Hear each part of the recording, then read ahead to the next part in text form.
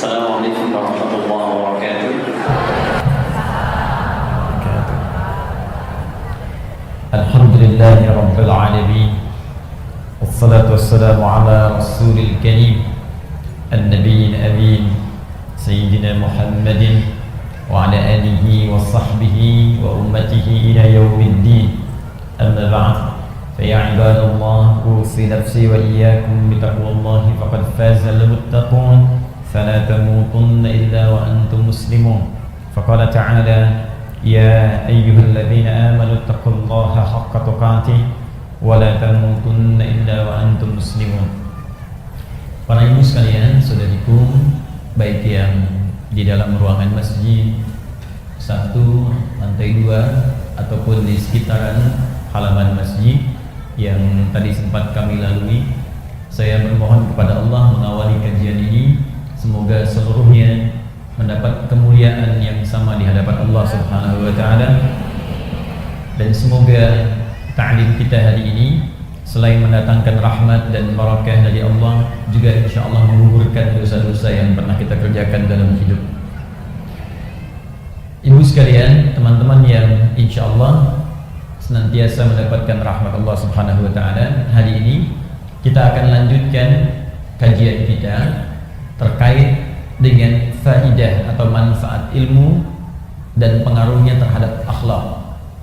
Karena ada beberapa tinjauan-tinjauan kekinian yang nampaknya agak bergeser dari keterangan Al-Quran, bahkan bergeser dari misi utama kenabian Rasulullah SAW. Jadi ketika Nabi SAW, saya ingatkan kembali, mulai diutus oleh Allah untuk menjadi Rasul dan membimbing umat kemudian ke arah yang lebih baik, oleh Allah kemudian diberikan batasan-batasan misinya, batasan-batasan tugasnya. Bahkan tugas ini pun 30 generasi.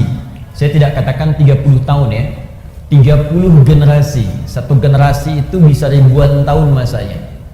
Itu sudah ditunjukkan oleh Allah melalui doa Nabi Ibrahim dan doa Nabi Ismail alaihi wassalam.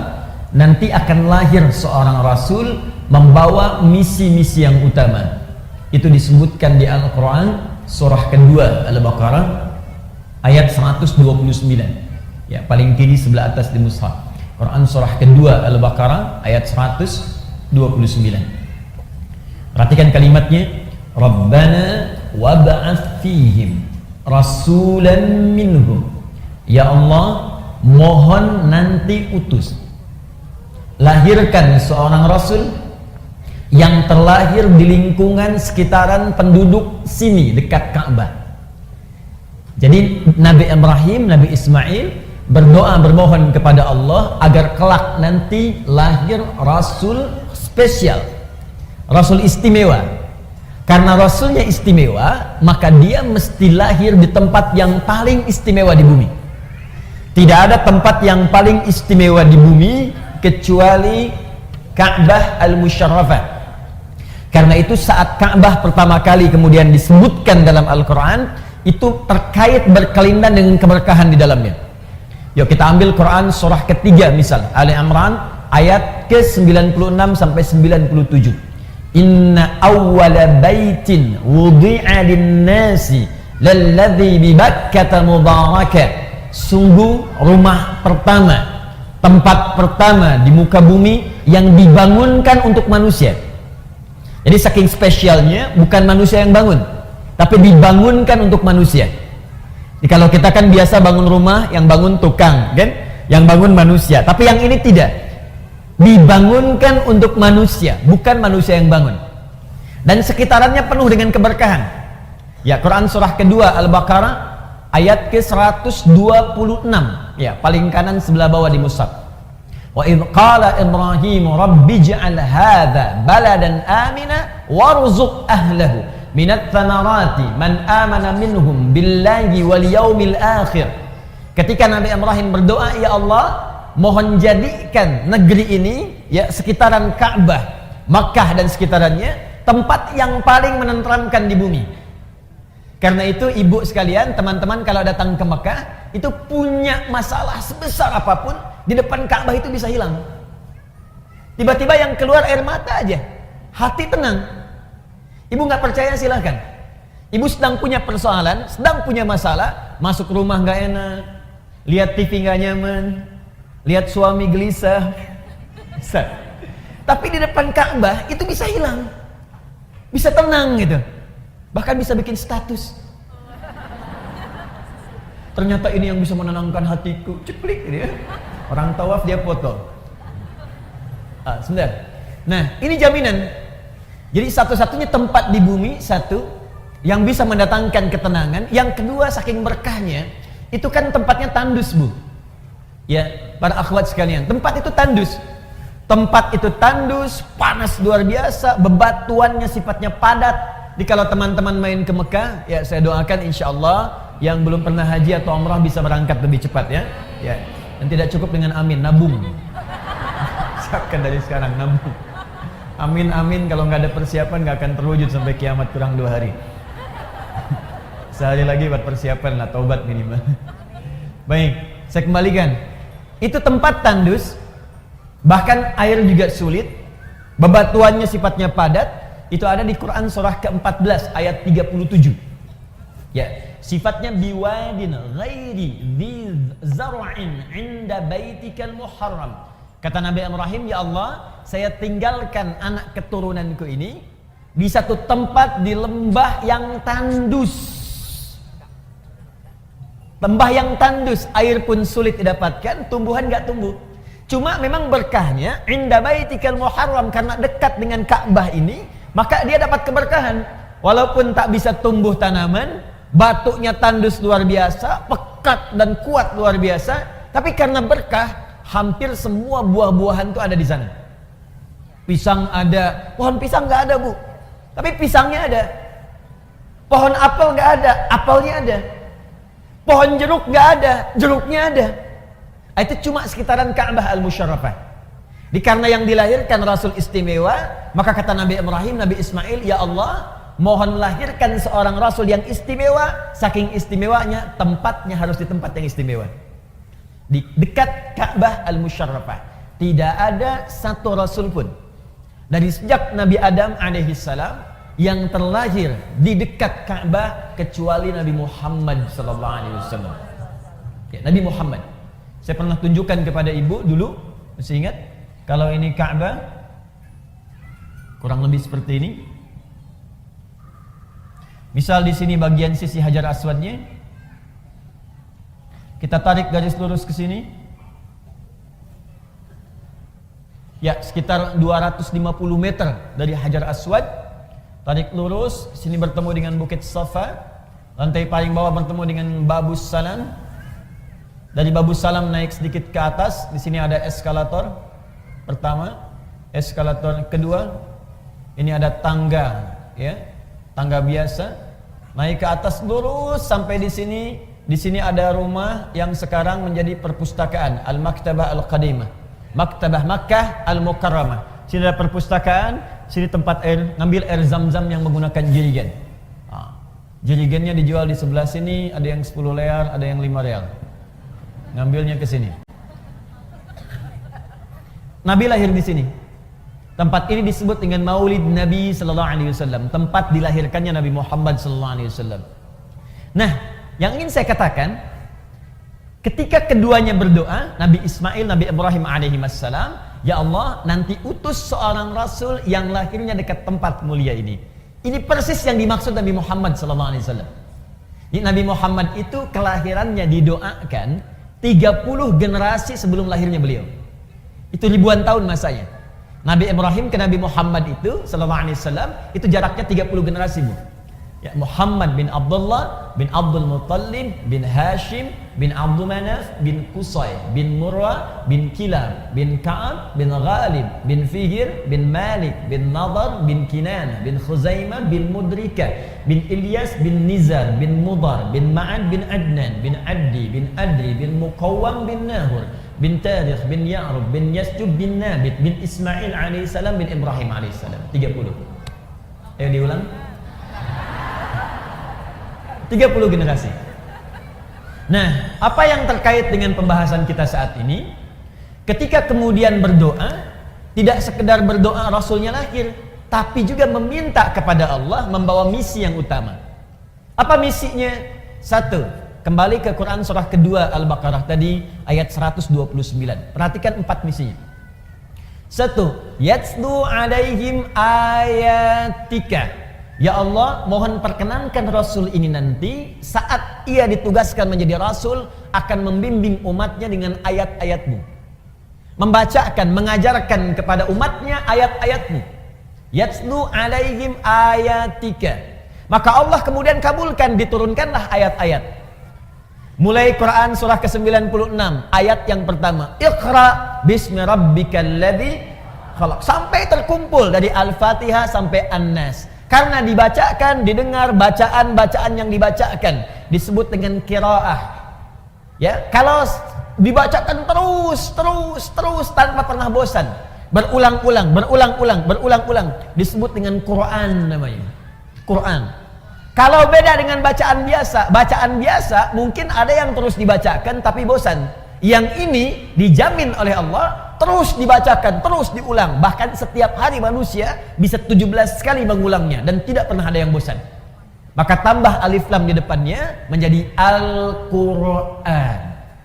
Al-Quran. Satu-satunya kitab di muka bumi, kitab suci, satu-satunya yang dibacakan 17 kali setiap hari oleh setiap muslim dan tidak pernah ada yang mengeluh bosan. Ibu, siapa yang baca Quran 15 kali sehari?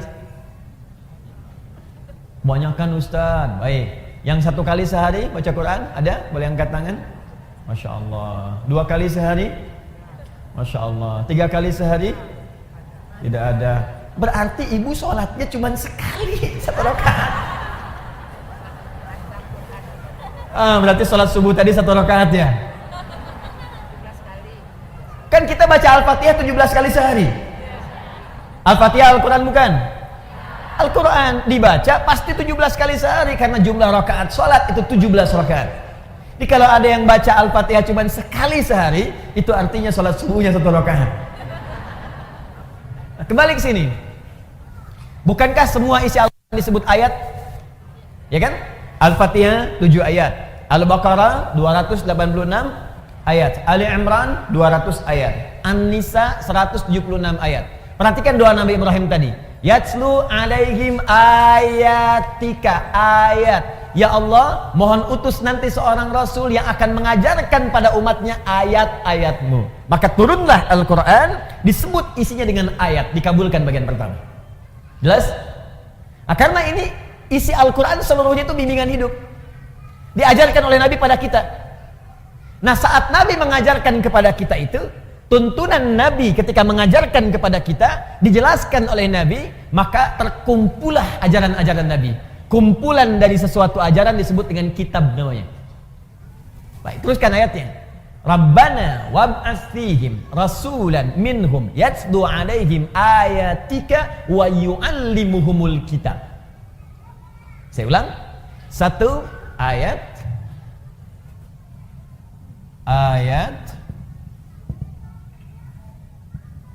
lebih begini. Kedua, wa yu'allimuhumul kitab.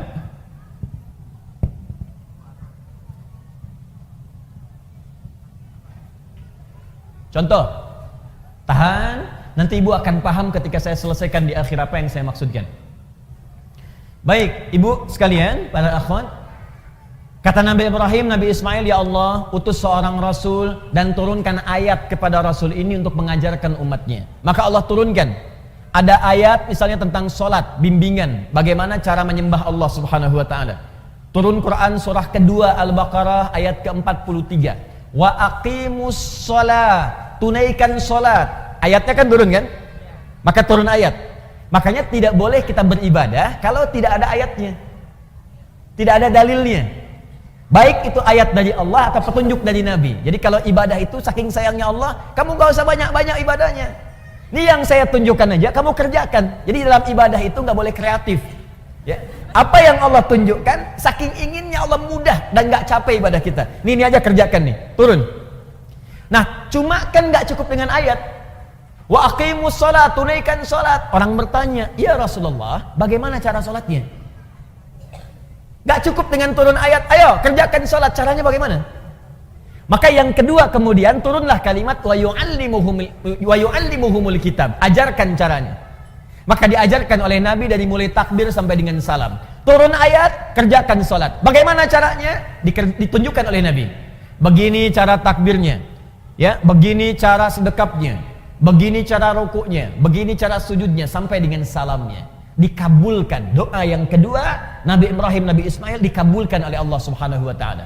Maka ajaran Nabi menerangkan Alkitab itu sekarang disebut dengan hadis, prakteknya disebut dengan sunnah namanya. Pelan-pelan. Kumpulan ayat tadi disebut apa? Al-Quran. Baik. Penjelasan Al-Quran dari Nabi disebut apa tadi? Hadis. Prakteknya disebut apa? Sunnah. Sunnah. Dalilnya dari Al-Quran, penjelasannya dari sunnah Nabi SAW. Maka kalau ibu ingin bertanya bagaimana cara sholat, lihat keterangan Nabi, lihat sunnahnya Nabi. Maka turunlah kemudian bimbingan-bimbingan Nabi ini dibukukan supaya kita mudah pelajari. Nah tadi saya sampaikan sesuatu yang dikumpulkan, sesuatu yang dibukukan disebut dengan kitab namanya. Maka para ulama sekarang mengumpulkan bimbingan-bimbingan Nabi disebut dengan kitab. Maka muncullah apa yang disebut dengan kitab hadis. Ibu kalau ingin lihat misalnya bagaimana Nabi mengajarkan sholat, lihat kitab hadis. Buka Sahih Muslim misalnya, ya di Kitabus Shalah bab tentang sholat nomor hadis 397 misal, ya. Bagaimana caranya? Kata Abu Hurairah, kata Nabi, "Idza qumta ilas shalah," jika Anda ingin menunaikan salat dengan sempurna, asbigil wudu, sempurnakan dulu wudunya, thumma istaqbilil qiblah, kemudian menghadap ke arah kiblat. Setelah kemudian siap, thumma fakabbir, kemudian bertakbir, farafa'a yadayhi hadwa mankibaihi, maka letakkan telapak tangannya kemudian sejajar dengan bahunya di sini. Di An-Nasai nomor hadis 1101, boleh kemudian jempolnya mendekat kepada daun telinga, boleh menempel. Kemudian fawadha'a yadahul yumna 'alal yusra, maka letakkan telapak tangan yang kanan di punggung yang kiri begini. Pas. Boleh pergelangan bertemu dengan pergelangan, rusgun ala rusgin, ini pergelangan bertemu pergelangan di sini. Boleh begini, boleh begini. Tapi yang begini langsung ya. Jadi begitu takbir Allahu Akbar begini, jadi nggak diukur dulu. Allah. Boleh ke sini, Sa'id di sini. Tapi tidak boleh ke sini. Di sini tidak boleh, Bu. Ya. Lah kumaha tuh Ustaz, abis mah ada di puncak salat subuhna. Subuh begini. Nah, ini enggak boleh. Ya, tetap sampai sini, enggak boleh sampai sini. Kata Nabi, jangan engkau salat seperti orang yang sombong, meletakkan telapak tangannya sampai dengan kemudian di sikunya, mirfaq begini. Kayak orang punya proyek lihat-lihat begini gitu ya. Nah, sampai sini. Ada yang dikerjakan, ada yang dilarang. Secara singkat bimbingannya ini terkumpul dalam kitab, diterangkan dalam hadis, dipraktikkan dalam sunnah. Jelas sampai sini? Nah, tapi nggak cukup sampai sini. Awas hati-hati. Nggak cukup kita belajar Al-Quran, sunnah. Al-Quran, sunnah. Ada dua lagi. Ada dua lagi. Dan dua ini, apalagi nanti yang terakhir, yang keempat, itu adalah parameter, ukuran keberhasilan seorang muslim mempelajari Al-Quran dan sunnah. Jadi kalau Anda diajak untuk belajar atau ibu kemudian belajar Al-Quran, ini sunnahnya, Al-Quran ini sunnahnya, tapi kemudian pelajaran itu tidak menghasilkan hasil yang keempat. Hasil yang keempat ini artinya ada yang keliru dalam proses belajarnya. Jelas sampai sini? Baik. 3. Sebelum sampai ke yang ketiga, yang ini menjadi dalil. Dua-duanya dalil. Sudah? Ini kumpulannya disebut dengan kitab, penjelasannya dari hadis, tuntunannya disebut apa namanya? Sunnah. Ilmunya disebut dengan fiqih namanya. Ilmunya disebut dengan fiqih. Seperti ini. Fiqh. Tahan pelan-pelan. Ini penting saya terangkan dulu fiqih. Nah, kenapa saya sebutkan fiqih? Karena nanti di fikih ini ada kaitan dengan yang ketiga. Ini tugas Nabi yang ketiga. Apa itu? Wal hikmah. Mengajarkan hikmah di balik setiap ketentuan yang tertuang dalam Al-Quran dan Sunnah tadi. Hikmah. Esensi dari setiap perintah yang Allah kemudian sampaikan dan Nabi jelaskan. Hikmahnya apa? Esensinya apa? Fungsinya apa? Contoh, ibu fokus misalnya tadi kembalikan ke sholat. Kita ingin menunaikan sholat.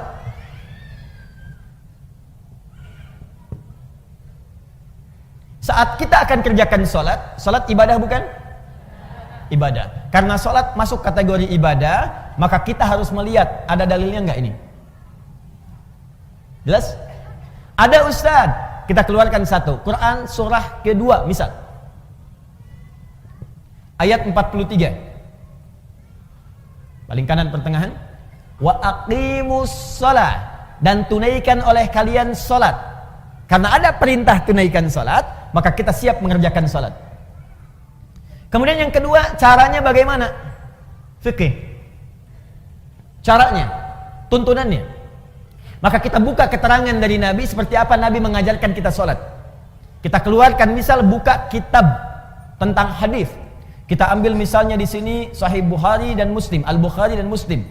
Misal Al-Bukhari nomor hadis 711, kemudian riwayat Muslim nomor hadis 397, riwayatnya dari sahabat Abu Hurairah. Abu Hurairah ini menerima kemudian peristiwanya dari Khalad bin Rafi Az-Zuraiqi. Khalad, ada yang menyebut Khalid, ya, Khalad bin Rafi. Hadisnya sahih. Fokus. Ini perintah salatnya. Ini caranya. Kemudian yang terakhir, bagian ketiga, hikmahnya. Apa hikmah di balik perintah salat itu? Apa esensinya? Kenapa kita diminta salat? Fokus baik-baik. Kenapa kita diminta salat? Toh tidak salat pun tetap kita menjadi hamba Allah. Tapi kenapa kemudian kita diminta menunaikan salat? Hikmahnya apa? Esensinya apa? Fungsinya apa? Nah, ibu sekalian, dalam hal hikmah ini selalu terkait dengan bagian yang keempat. Fokus baik-baik. Tidak pernah diperintahkan seorang hamba untuk menunaikan ibadah kecuali memiliki hikmah, esensi, makna terkait dengan aspek yang keempat. Al-akhlaq. Akhlaq.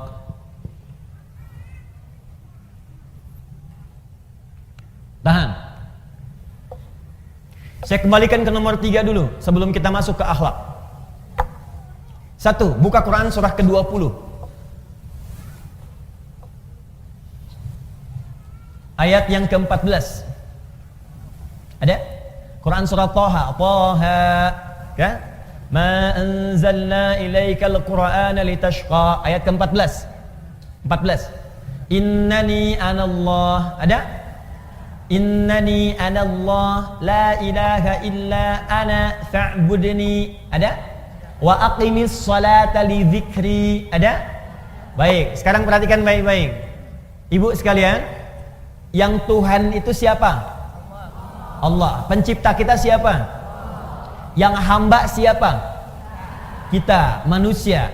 Apa yang membedakan antara Tuhan Khalik yang menciptakan kita dengan kita hamba yang diciptakan? Mesti ada beda. Apa beda antara direktur dengan karyawan? Direktur memanage perusahaan, memberikan perintah, karyawan mengeksekusi. Apa beda tuan rumah dengan asisten rumah tangga? Tuan rumah mengatur, memberikan perintah, asisten rumah tangga mengeksekusi, gitu kan? Apa beda antara Allah Rabbun, Tuhan, Khalid, dengan manusia sebagai hamba? Maka bedanya mesti ada perbedaan di antara keduanya. Allah yang disembah, manusia yang harus menyembah. Allah yang diibadahi, manusia yang harus ibadah. Karena itu ketika Allah mengatakan saya Tuhan, lihat ayatnya. Innani anallah. Kata Allah, saya Allah. La ilaha illa ana. Tidak ada Tuhan selain saya. Yang Tuhan cuma saya, kata Allah. Yang lain bukan Tuhan. Yang Tuhan cuma saya, kata Allah. Yang lain bukan Tuhan. Nah, kalau engkau yakin saya Tuhan, kata Allah, maka buktikan keyakinanmu itu. Bagaimana cara membuktikannya? Fa'budni, sembah saya. Sembah, kalau memang yakin Allah Tuhan, ya buktikan. Cara membuktikannya, kita sujud kepadanya, kita menyembahnya. Bagaimana cara menyembahmu ya Allah? Teruskan ayatnya, wa aqimis shalah, tunaikan salat. Jadi ketika kita diminta menunaikan salat itu, salah satu hikmahnya untuk menegaskan dan menegaskan pembuktian kita bahwa kita memang hamba, bukan Tuhan. Makanya kalau ada orang, manusia, selama hidupnya nggak pernah sholat, maka ada yang salah dengan dirinya, seakan-akan dia merasa sebagai Tuhan. Kalau ibu manusia, pasti ibu sholat. Kalau ibu makhluk, pasti sholat. Kalau ibu hamba, pasti sholat. Karena ciri seorang hamba dalam Al-Quran disebutkan, yang pertamanya, dia mau ibadah kepada Allah Subhanahu wa Ta'ala. Karena itu Allah murka pada setiap hamba yang tidak mau ibadah, karena ini keluar dari ciri kehambaannya. Jelas sampai sini? Nah, makanya ketika dipanggil misalnya Allahu Akbar, adzan, itu seakan-akan pertanyaan kepada kita, kamu manusia bukan? Kamu manusia bukan? Cuman ada satu makhluk yang turun ke muka bumi ini, hati-hati bu ya, yang selama dia turun gak pernah mau sholat kepada Allah Subhanahu wa Ta'ala. Jadi yang turun ke muka bumi ada dua jenis makhluk bu, dua jenis makhluk. Satu manusia, yang kedua setan. Saya ulang ya, satu manusia, yang kedua setan. Itu ada di Quran surah kedua Al-Baqarah ayat 38 paling kanan sebelah atas. Qul nahbitu minha jami'a. Hei kalian semua, Adam, Hawa plus iblis, setan yang menggodanya, turun semua ke bumi. Fa imma ya'tiyannakum minni huda. Maka kalau ada petunjuk dariku, hudan itu artinya petunjuk. Hudan, petunjuk untuk sholat, petunjuk untuk zakat, petunjuk untuk puasa, petunjuk untuk bahagia, petunjuk untuk senang. Kata Allah, kalau ada petunjuk dariku, hudan namanya. Makanya ketika Allah menyebutkan kalimat hudan pertama dalam Al-Quran, dia bersanding dengan sholat. Buka Quran surah kedua Al-Baqarah ayat 2-3. Dzalikal kitabu la raiba fi hudan lil muttaqin. Apa makna hudan itu? Ayat 3-nya. Alladzina yu'minuna bil ghaib wa yuqimunas salat. Di antara penjelasan hudan itu detilnya adalah salat. Kata Allah, turun semua ke bumi. Kalau ada petunjuk dariku untuk kebahagiaan kamu. Kalau ada petunjuk dariku untuk kenyamanan kamu. Kalau ada petunjuk dariku untuk kesuksesan kamu hidup di dunia. Jadi Masya Allah, ini kalau kita tahu tentang konsep ini, maka tidak ada sedetik pun dalam hidup kita kecuali ingin syukur saja pada Allah. Jadi ketika Nabi Adam dan istrinya Hawa diturunkan dan melahirkan kita kemudian hari, itu Allah menginginkan kita hidup di dunia ini, hidupnya senang bu, bahagia. Ini gak pernah ada keterangan di Quran Allah menginginkan kamu susah, itu gak ada. Di semua makhluk yang tinggal di bumi yang namanya manusia itu, ketika dia terlahir, kata Allah, saya ingin kamu bahagia, saya ingin kamu senang, nanti yang abadi nanti di akhirat. Tapi kamu dapatkan dulu percikannya saat di dunia, percikan kebahagiaan. Ayo, kalau berumah tangga bahagia, kalau bekerja bahagia, jadi anak bahagia, jadi istri bahagia, jadi ibu bahagia. Itu begitu pertama lahir, misinya misi kebahagiaan. Jadi kalau ada manusia yang tidak bahagia, yang salah bukan Allah, yang salah manusianya sendiri. Kenapa? Karena tidak mengikuti petunjuk kebahagiaan yang telah Allah tetapkan. Kan begitu Adam diturunkan, kata Allah, ini saya berikan petunjuk, petunjuknya petunjuk bahagia. Kalau kamu ikuti petunjuk ini, hidupmu selama di dunia, jadi apapun engkau akan bahagia. Jadi dokter yang bahagia. Jadi ibu rumah tangga yang bahagia. Jadi pekerja yang bahagia. Jadi anak yang bahagia. Karena itu dalam Al-Quran semua ada tuntunan tentang ibu, tentang anak, tentang istri, puncaknya kebahagiaan. Karena itu ketika Allah mintakan kita untuk ibadah pun, sholat, selain tadi diminta patuh sebagai hamba, diminta taat sebagai hamba, puncaknya hikmah yang kedua adalah kebahagiaan. Silahkan ibu cek dalam panggilan azan ketika diminta sholat, hayya 'alas sholat, ayo sholat. Apakah kalimat azan berhenti sampai di situ? Tidak. Teruskan setelah itu apa? Hayya 'alal falah. Falah itu artinya apa? Falah itu bahagia, falah itu sukses, Falah itu beruntung. Jadi begitu kita dipanggil sholat, Allahu Akbar, kata Allah, yang merasa hamba, ayo sholat. Kalau nggak merasa hamba, ya nggak sholat. Berarti kalau ada yang tidak sholat, dia merasa dirinya bukan hamba. Cuman satu di antara dua makhluk, yang satu sholat, yang satu tidak. Yang sholat itu manusia, Adam dan Hawa. Yang tidak sholat adalah setan. Makanya setan itu ketika dia mendengar suara adzan, Allahu Akbar, Allahu Akbar. Abu Daud nomor hadis 857. Fafarra syaitanu wa alaihi dhuratun. Maka setan ketika mendengar suara adzan langsung lari terbirit-birit saking tidak ingin mendengar suara adzan. Jadi kalau ada yang alergi dengan adzan, suara apa ini? Berisik sekali. Laguku lebih indah daripada adzanmu, misal. Ini sama dengan bukan saya yang bilang, awas hati-hati. Awas, nggak boleh saya jadi tersangka. Awas hati-hati. Bukan saya yang bilang. Ini sama dengan dia sedang dipengaruhi oleh setan. Karena hakikatnya manusia. Mesti beda. Jadi kalau ibu ingin bedakan, ibu itu manusia apa setan, gampang. Satu, manusia itu pasti sholat. Ini gampang aja. Kalau ibu sedang sholat, misalnya Allahu Akbar, ada yang tidak sholat, setan. Bukan. Ini artinya dia tidak sedang sadar, dia sedang tidak sadar dengan kehambaannya. Jelas sampai sini? Maka jangan ikut-ikutan setan, Bu. Jangan bersaing dengan setan. Setan itu profesional dalam urusan maksiat. Dan sangat sempurna, perfect dalam urusan meninggalkan ibadah. Jadi kalau ibu sudah nggak mau ibadah, ibu sudah telat, ketinggalan, udah ada setan yang duluan. Dan jangan bersaing, ibu nggak akan menang. Nggak akan menang. Karena itu lebih baik kita menjadi manusia yang seutuhnya. Jelas? Hayya 'alal falah. Hikmah yang kedua, setiap ibadah melahirkan kebahagiaan. Makanya semua orang-orang yang ibadah itu pangkal pertama kebahagiaan itu ketenangan, Bu. Ketenangan. Mustahil orang bisa bahagia kalau tidak tenang. Ibu pilih mana ya? Kaya tapi gelisah atau miskin tapi tenang. Tidak ada pilihan ketiga, nggak usah maksa.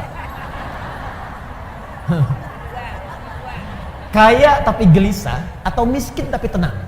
Ayo.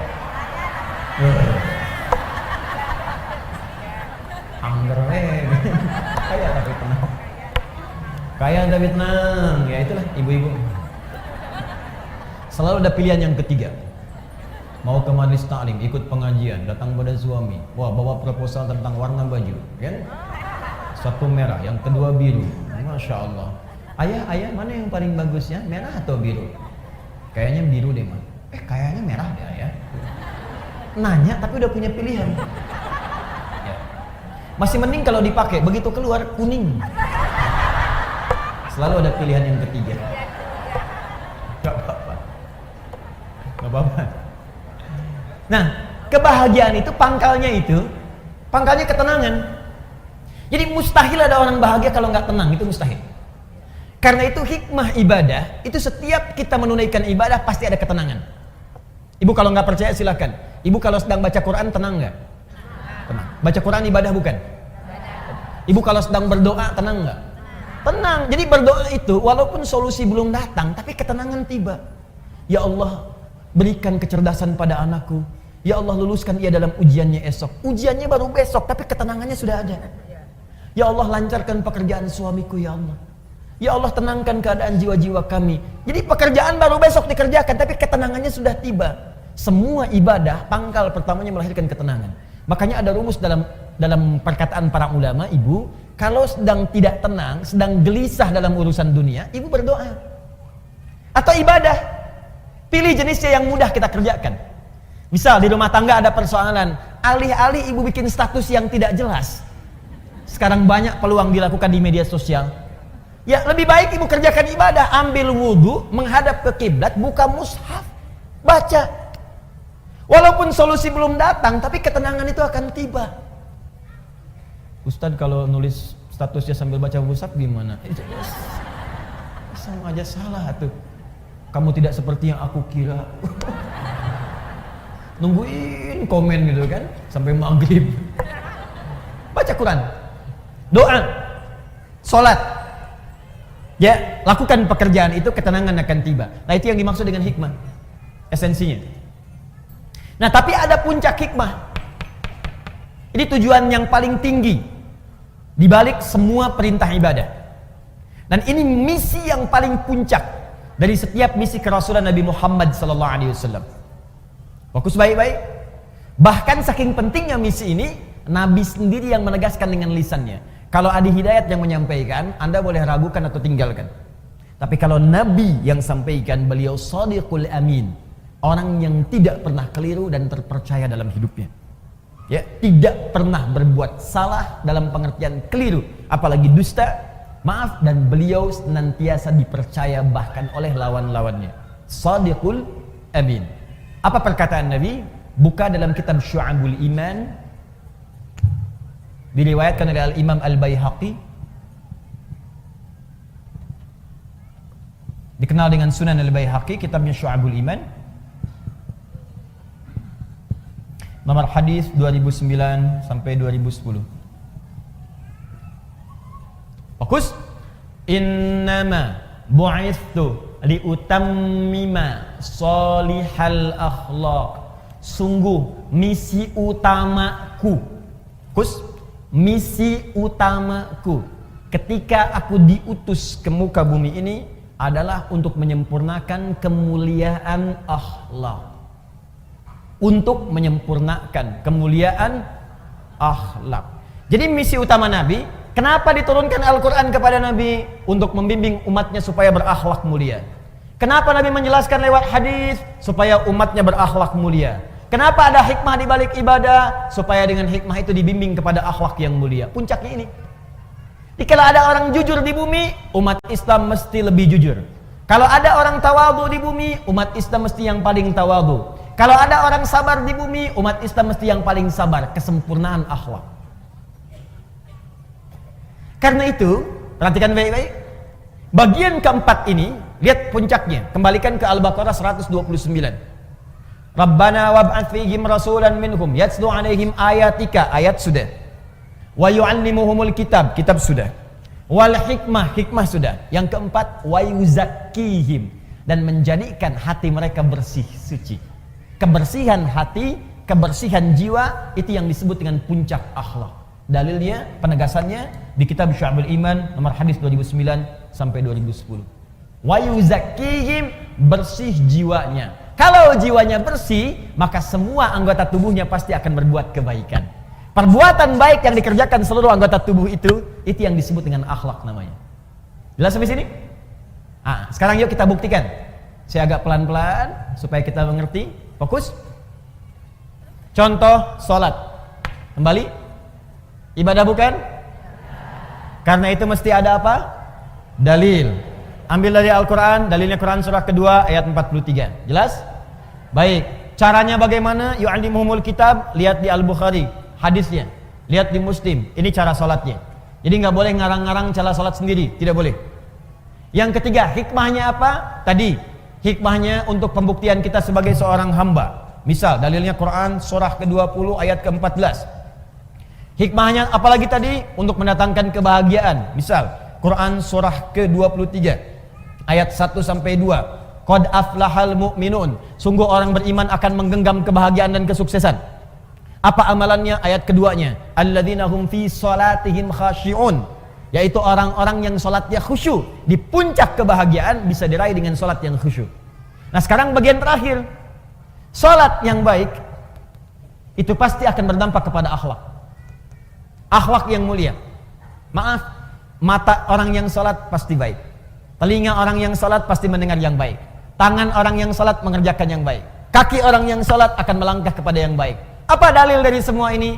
Semua perbuatan ibadah puncak tertingginya akhlak. Dalilnya diantaranya buka Quran surah ke-29 ayat ke-45.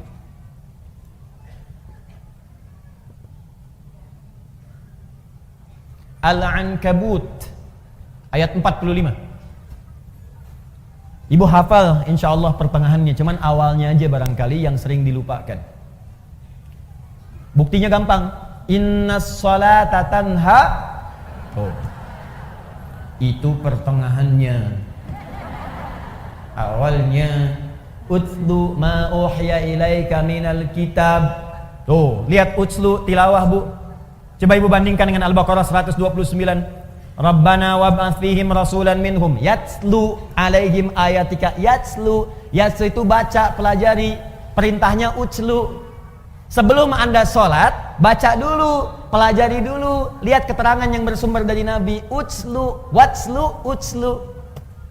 Lihat ayatnya, lihat keterangannya. Ada kan?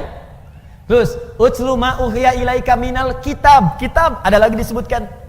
Ya, Rabbana wab'ats fihim rasulan minhum yatslu alaihim ayatika wa yu'allimuhumul kitab. Kitab disebutkan lagi. Utslu ma uhiya ilaika minal kitab. Kata Al-Qur'an, ibu sebelum sholat jangan tergesa-gesa untuk sholat. Keluarkan dulu semua tuntunan dari Nabi bagaimana cara sholat yang baik. Pahami bacaannya. Utslu itu punya 3 arti dari kata tilawah. Utslu dari kata tilawah punya 3 arti. 1, baca. 2, pahami yang dibaca. 3, amalkan yang dipahami itu. Tilawah namanya. Makanya kalau ada orang baca Quran, supaya kita paham, di sampingnya kan ada yang menerjemahkan kan? Siapa yang menerjemahkan itu? Sari tilawah. Sebetulnya orang Arab itu tidak mengenal sari, kenalnya tilawah. Tilawah. Cuman mungkin di Indonesia yang pertama kali tilawah itu Busari. Makanya disebut sari tilawah. Ya, coba kalau Adi, mungkin Adi tilawah gitu ya, atau Daan tilawah gitu. Bisa. Ya. Jadi enggak, sari tilawah itu sebetulnya tambahan sarinya. Ya, sari tilawah, sarinya itu tambahan. Yang betulnya tilawahnya.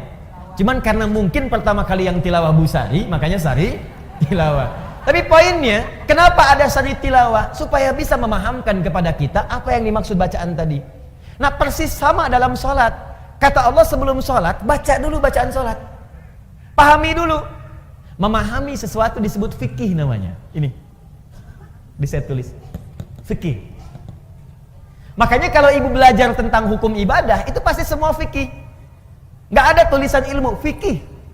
Coba ibu cari ya, buku tentang sholat, pasti judulnya fikih sholat. Tentang zakat, fikih zakat. Tentang haji umrah, fikih haji. Ibu nggak akan temukan buku judulnya ilmu sholat. Nggak ada. Ilmu haji nggak ada. Yang ada fikih. Apa maksud kalimat fikih ini? Paham. Maksudnya kata Allah, hei engkau, kalau engkau ingin khusyuk dalam sholatmu, ingin nikmat sholatmu, maka pahami bacaan dan gerakan sholat itu. Jangan sampai engkau sholat tapi tidak mengerti yang dibaca. Coba jujur pada diri kita masing-masing ya. Jujur saja. Dari sekian ribuan kali sholat yang kita tunaikan, ruku dan sujud, berapa persen bacaan sholat yang dipahami? Tuh. Katanya ibu pengen khusyuk tapi nggak ngerti yang dilakukan, bagaimana bisa khusyuk? Ruku tapi nggak paham bacaan ruku. Sujud nggak ngerti bacaan sujud, mustahil kita bisa mendapatkan kekhusyuan itu. Nah, ini bagian pertama, utslu ma uhya ilaika minal kitab. Ini kitab ini. Kemudian wa aqimis shalah, setelah paham tadi bacaan gerakannya, tunaikan salat. Ini. Sekarang perhatikan, apa hikmah tertinggi dari salat itu? Teruskan ayatnya. Innas salata tanha 'anil fahsya. Itulah akhlak. Kata Allah, kalau salat seseorang benar, maka ukurannya adalah dia akan terbebas dari perbuatan keji dan mungkar. Di salat yang ditunaikan dengan benar. Salat yang ditunaikan dengan benar. Ada alif lamnya, Bu? Ingat ya, ada alif lamnya. Kalau tidak ada alif lamnya, salat itu artinya umum, salatnya bebas. Ibu mau cepat-cepat, mau lambat silahkan, mau khusyuk, mau tidak, bebas. Tapi kalau ada alif lamnya disebut alif lam ma'rifah, khusus sesuai ketentuan. Dan semua bacaan sholat dalam Al-Quran, semua bacaan sholat, kalimat sholat dalam Al-Quran yang bermakna ibadah, dari mulai takbir sampai dengan salam, seluruhnya menggunakan alif lam. Kalimat sholat pertama Al-Baqarah ayat 3, alladzina yu'minuna bil ghaib wa yuqimunas sholat. Al-Baqarah 43, wa aqimus sholat. 45, wasta'inu bis sabri was sholat. 153, ya ayyuhalladzina amanu ista'inu bis sabri was sholat. 238, hafizu alas sholawat. Quran surah ke-11 misalnya ayat 114, aqimis sholata tarafail lail. Quran surah ke-17 ayat ke misalnya 78, aqimis sholata liduluki syamsi. Selalu pakai alif lam. Itu artinya kalau kita sholat mesti benar. Nah kalau sholatnya benar, apa dampaknya dari situ? Akhlak. Tanha anil fahsya'i wal munkar. Maaf, semua orang baik itu sumber kebaikannya terbebas dari dua ini. Mohon izin Bu ya, kalau ibu anaknya, cucunya, atau kita sendiri ingin baik, rumusnya gampang. Bebaskan dari dua sumber ini. Tidak ada yang ketiga. Di keburukan itu cuma dua. Kalau bukan fahsya, pasti munkar. Kalau bukan fahsya, pasti munkar. Apa itu fahsya? Keji. Apa itu keji? Fahsya. Fahsya, keburukan yang bersumber dari syahwat. Pornografi, porno aksi, LGBT, yang jorok-jorok, yang kotor itu fahsya. Awas, hati-hati. Saya ulang ya. Pornografi, porno aksi, LGBT, homo, lesbi, transgender, sejenisnya itu fahsya namanya. Jadi mustahil ada orang sholat berbuat fahsya, mustahil. Makanya ketika seseorang sholatnya benar, itu pasti akan memberikan perisai pada dirinya dari perbuatan fahsya. Nih Bu ya, gak usah jauh-jauh. Kalau sholat kita benar, ibu lihat gambar di handphone, buka misalnya, ya. Begitu ingin lihat berita, tiba-tiba ada gambar yang tidak elok. Itu kalau sholat kita benar, dalam hati kita ada yang disebut dengan burhan namanya. Apa namanya? Burhan. Itu ada Ustadz Yusuf Burhan. Burhan. Laula an ra'a burhana rabbi. Burhan. Burhan itu petunjuk Allah. Saya ulang ya. Burhan itu petunjuk Allah yang muncul dalam hati, yang menjauhkan kita dari maksiat. Petunjuk Allah yang muncul dalam hati, yang menjauhkan kita dari maksiat. Nabi Yusuf pernah diajak berduaan oleh seorang perempuan, istri seorang pembesar, untuk melakukan hubungan yang tidak dibenarkan. Ya, ini dalil tidak dibenarkannya. Awas, perbuatan zina di luar nikah. Hati-hati di surat Yusuf.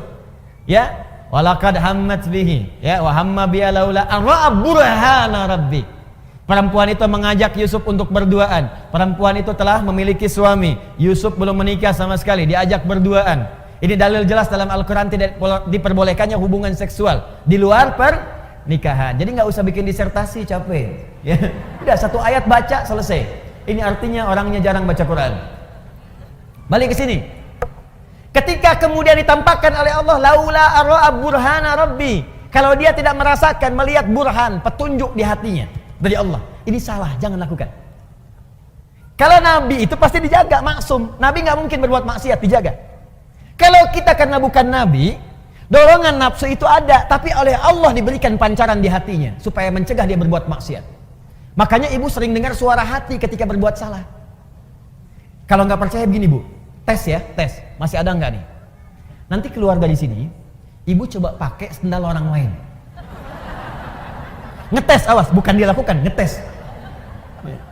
Pakai aja, punya saya, kata Ustadz Adi. Ini cuma cek ya. Lihat sini, ibu pakai, begitu ibu pakai itu, nanti akan ada suara hati dalam benak kita. Itu bukan punya kamu. Pasti itu. Ada snack aja, snack dikasih itu, di samping misalnya, ibu mau ambil aquanya, ketika itu bukan untuk ibu, hati ibu akan mengatakan, itu bukan punya kamu. Iya, selalu begitu. Itu burhan namanya. Nah makanya orang-orang yang sholatnya bagus, itu pasti sinyal burhannya kuat Bu. Nggak percaya silahkan, semakin banyak sholatnya, semakin tinggi kualitasnya, bahkan jangankan yang fardu, sholat sunnah dia buru, tahajud dia kerjakan, sholat duha dia lakukan, rawatib tidak pernah tinggal, sholat mutlak dia lakukan, semua jenis sholat dia koleksi. Kalau sudah dikerjakan semua ini, demi Allah saya katakan, mustahil dia akan berbuat fahsya, mustahil. Sebaliknya, kalau ada orang masih berbuat fahsya, senang berkata kotor, apalagi berbuat seperti yang tadi, pelaku di pornografi, ada porno aksi, aktif di LGBT, tapi masih kelihatan sholat, itu pasti ada yang salah dalam sholatnya. Ada yang keliru. Karena mustahil sholat itu bersanding dengan perbuatan maksiat, itu mustahil. Jari orang tahiyat tidak akan berbuat maksiat.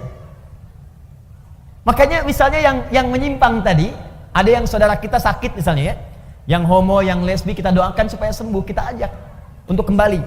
Kita doakan, berikan pendidikan supaya balik lagi. Nah, pelajaran supaya dia balik dalam aspek syariat itu, dalam hal tertentu dia nggak boleh kemudian menjadi pelaku. Contoh, imam. Homo nggak boleh jadi imam. Di kalangan orang normal itu nggak boleh. Kenapa? Karena di antara syarat tidak terpenuhi, perilakunya tidak mencerminkan kemudian hasil dari perbuatan sholatnya. Dan ketika dia sholat, otomatis bisa mengganggu jamaah di belakangnya. Allahu Akbar. Bubar. Bubar sholatnya. Jelas ya? Baik. Jadi mustahil Bu, mustahil ada orang sholat berbuat fahsya, itu mustahil. Awas. Saya maksud bukan ibu. Kalau pulang ke rumah ada anak, senang lihat tayangan yang tidak bagus, main-main di lingkungan yang tidak baik, maka coba lihat sholatnya. Yakin saya, kalau nggak dia bolong-bolong, pasti nggak maksimal sholatnya. 2, mungkar perbuatan maksiat yang bersumber dari nafsu perut dan akal. Jadi kebutuhannya kebutuhan perut dan direncanakan oleh akal. Misal mencuri, korupsi, mencela, berselisih, berdusta. Awas, itu mungkar. Mencela itu perbuatan mungkar, makanya ada larangan mencela. Quran surah ke-49 ayat yang ke-11. Ya ayyuhalladzina amanu la yashar qaumin qaum, jangan saling mencela. Gibah itu double, perbuatan mungkar dan fahsya. Gibah, Bu. Ya, bahasa kerennya gosip. Ya, makanya maksiat itu jangan dibikin keren, Bu. Jangan merubah kalimat maksiat menjadi kalimat yang halus, sehingga dengan halusnya kalimat itu seakan-akan perbuatan itu boleh. Jangan.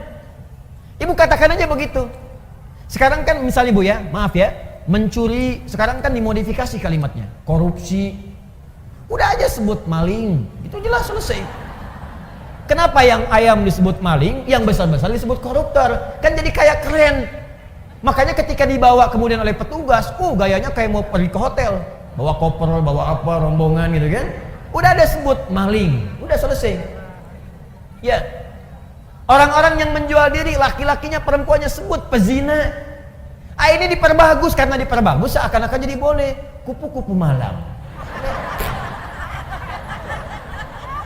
Jadi kalimatnya dibikin bagus, karena dibikin bagus itu seakan-akan menjadi boleh. Udah, maksiat pun langsung aja dibikin dengan kalimat yang jelas seketika. Kata Allah, la taqrabuz zina, zina. As-sariqu was-sariqatu, maling, pencuri, sebut dengan itu. Sehingga ketika kalimatnya itu keras disebutkan, dia akan jauhi. Bapak kamu maling ya? Bukan, koruptor. Karena dibikin bagus. Ya. Ibu kamu kok keluaran malam-malam? Dia kupu-kupu.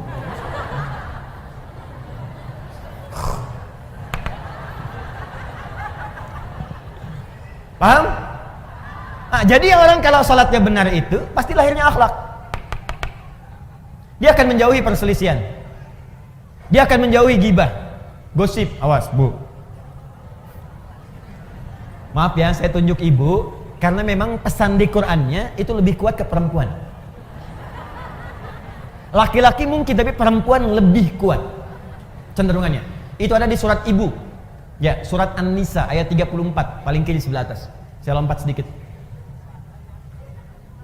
Quran surah keempat, surat ibu-ibu. Ayat 34 paling kiri sebelah atas.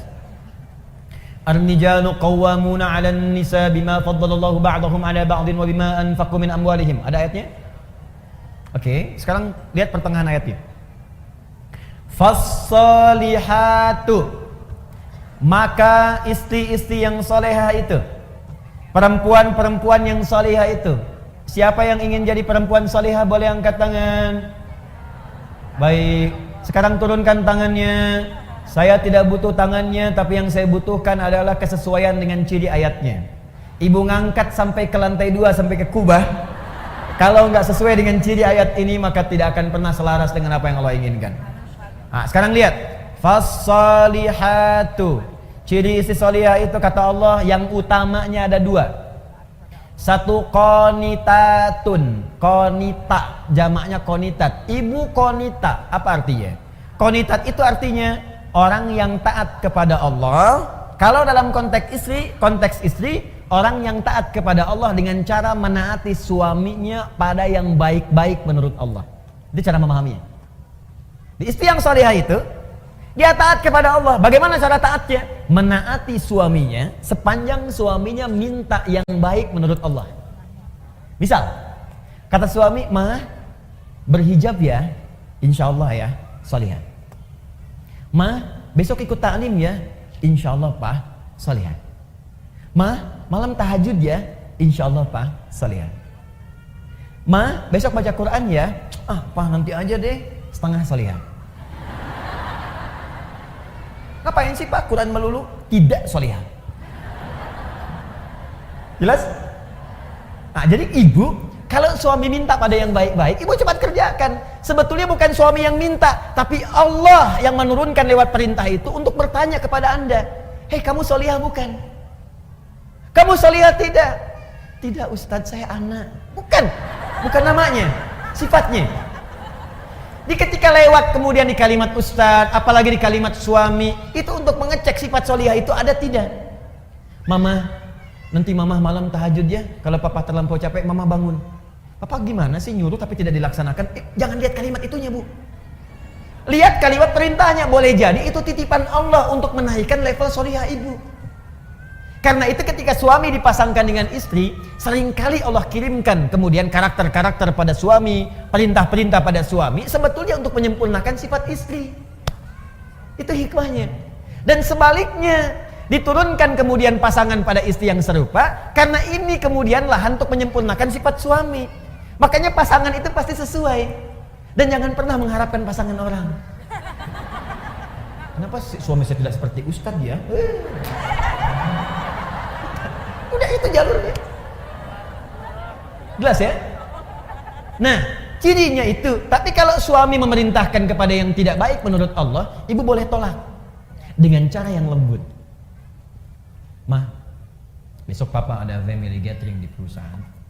Mama kan tahu level papa di perusahaan. Yang lain gak ada yang pakai jilbab, ma. Lepas dulu lah, paling cuma 30 menit.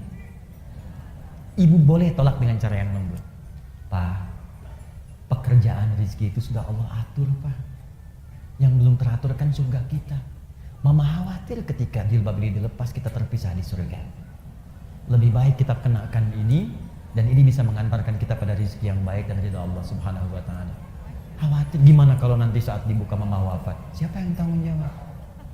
Itu lebih indah masuk ke dalam hati dibandingkan dengan celaan dan kagetan. Lepas dulu ya, Ma. Apa? Paham ya?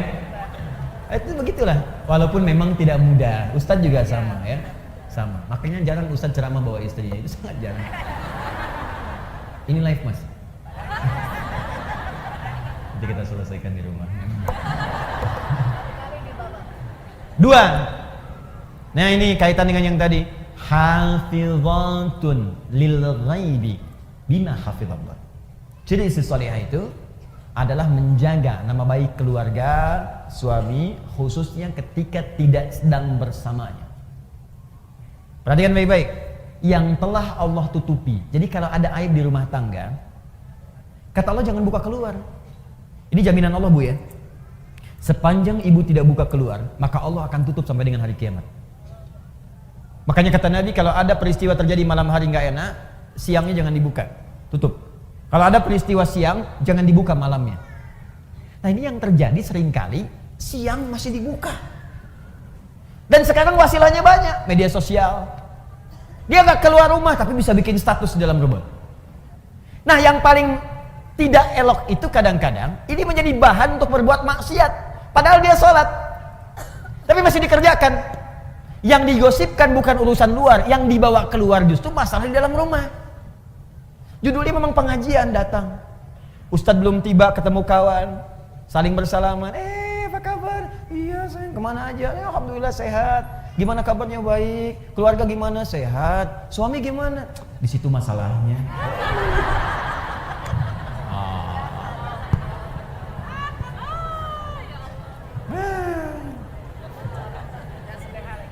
Ya, ingat, gosip perbuatan fahsya sekaligus mungkar. Berselisih mungkar, mencela mungkar, menghina mungkar pada yang bukan tempatnya, karena ada nanti perbuatan yang harus dicela. Ingat, awas, hati-hati. Mohon maaf, mencuri mungkar. Sekarang saya ingin tanya, ini kan baru contoh. Fokus baik-baik. Salat ibadahnya, dalilnya sudah ada, ini prakteknya. Dalilnya ini, petunjuknya ini, hikmahnya ini, puncaknya akhlak. Di akhlak itu puncak dari semua ketentuan yang Allah turunkan kepada kita.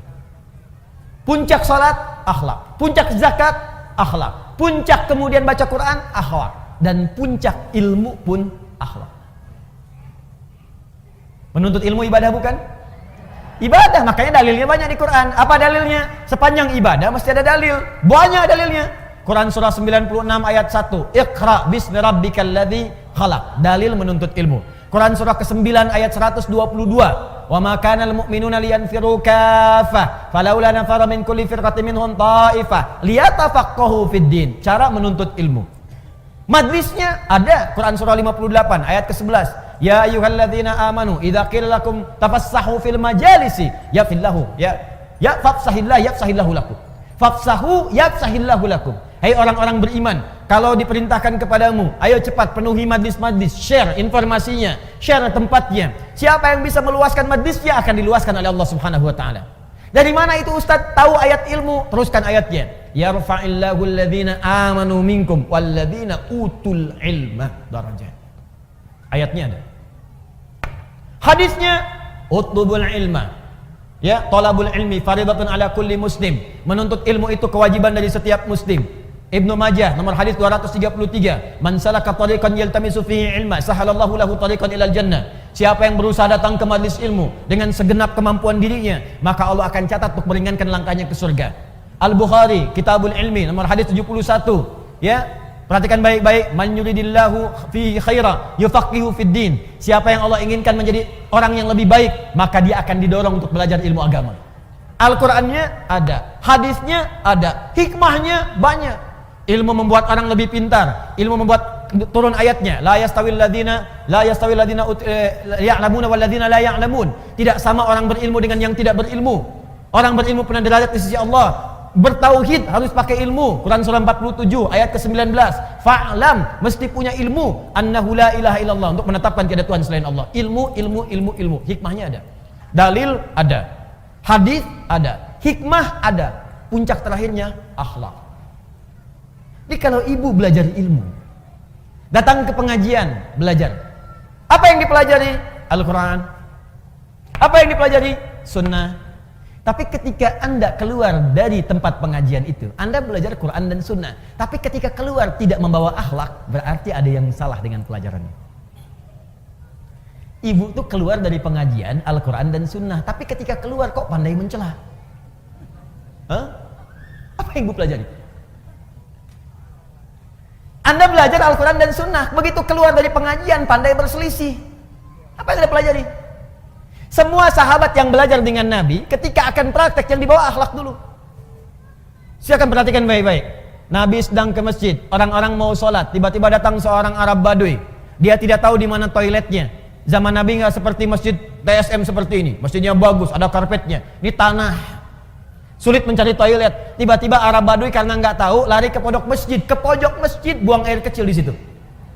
Tiba-tiba Umar, Umar dengan pembawaan karakternya yang tegas, langsung ingin mengeksekusi. Woi, salah. Langsung pengen keluar. Kelihatan oleh Nabi, diajari akhlak oleh Nabi. Umar, biarkan aja. Tapi Nabi ini kan, dia belum tahu. Yang belum tahu diberitahu, bukan dimarahi. Biarkan dia selesai dengan hajatnya, siram dengan air bersihkan. Setelah itu beritahu, tempatnya bukan di sini. Tuh. Indah sekali ibu sekalian. Di banyak kejadian-kejadian yang Nabi contohkan lewat akhlak. Setelah itu Umar belajar. Setelah itu makin bijak, Masya Allah. Bijaknya luar biasa. Dalam setiap keputusannya. Umar setelah menjadi khalifah, Jadi pemimpin, jadi presiden kalau sekarang itu malam-malam selalu belusukan. Di Umar, inisiator belusukan di muka bumi. Belajar dari Nabi dan tidak pernah bawa kamera. Orang sekarang beda-beda dia, tapi Umar lain. Jalan. Begitu malam-malam jalan lihat rakyatnya, ada seorang ibu. Memiliki beberapa anak. Ditidurkan oleh ibunya. Ditidurkan itu bukan karena pengen tidur, karena lapar, menangis terus, tidak ada makanan. Dan saat menidurkan ini pura-pura ibu masak. Yang dimasak apa? Pasir isinya batu, digoreng-goreng. Sambil masak batu itu dia bersyair. Duhai khalifah, senang-senang tinggal di istana, rakyatmu melarat makan seadanya. Duhai khalifah, engkau makan enak, kami menggoreng-goreng batu tanpa ada makanan. Anakku kelaparan, tidak ada yang makan yang bisa diberikan. Umar lewat. Seketika ketika mendengar dan melihat apa yang disaksikan itu, perhatikan kalimatnya. Ada celaan kepada Umar.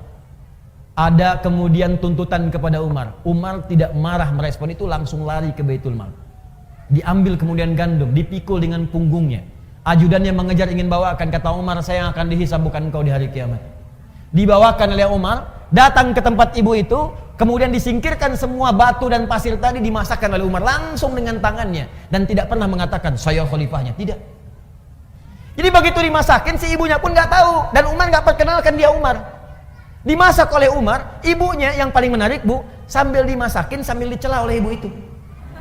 Duhai khalifah, enak-enak engkau tinggal di istana, orang lain yang datang memasakkan kepadaku. Duhai khalifah, engkau enak makan enak, orang lain datang kepadaku bukan engkau. Padahal itu Umar. Apa Umar berkata kemudian, ini saya bu, ya abdi Umar, tidak. Memasak aja. Setelah itu disuapi oleh Umar, dibantu ibu itu dan pulang. Perhatikan pengajaran Nabi, sungguh indah. Makanya orang-orang yang belajarnya benar, itu puncak tertingginya itu pasti akhlak. Pasti akhlak. Ibu melihat ada orang masuk masjid, safnya belum lurus. Coba lihat, barangkali dia belum tahu. Orang yang belum tahu diberitahu, bukan dimarahi. Woi, belum lurus tuh, apa nggak tahu? Tidak. Bapak, itu belum lurus. Bu, yuk kita luruskan yuk supaya rapat. Biarin aja. Usil aja. Saya di sini sudah 10 tahun.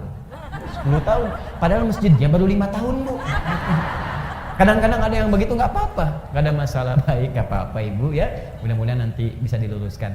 Atau imamnya yang posisi lebih tinggi datang. Makanya kami kalau di Timur Tengah itu kalau ngimami jalan dulu, lihat.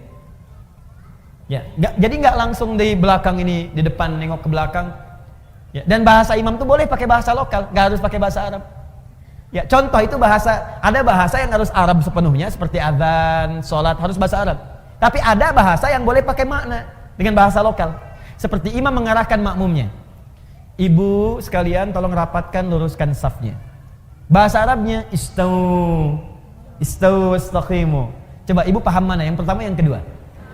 Sama kan? Baik. Jadi nggak harus pakai bahasa Arab. Istau, sudah tahu. Tidak. Luruskan, rapatkan. Nah, kadang-kadang ada yang belum paham, maka bergeser, lihat. Bu, ini belum lurus, belum rapat. Nggak apa-apa kok Pak, di sini aja enak. Ah, kalau ibu nggak pengen rapat, gampang caranya. Jadi imam. Imam tuh nggak harus rapatkan kanan kiri, sendirian aja depan. Oh ya nggak apa-apa nih kalau gitu saya rapatkan, enak.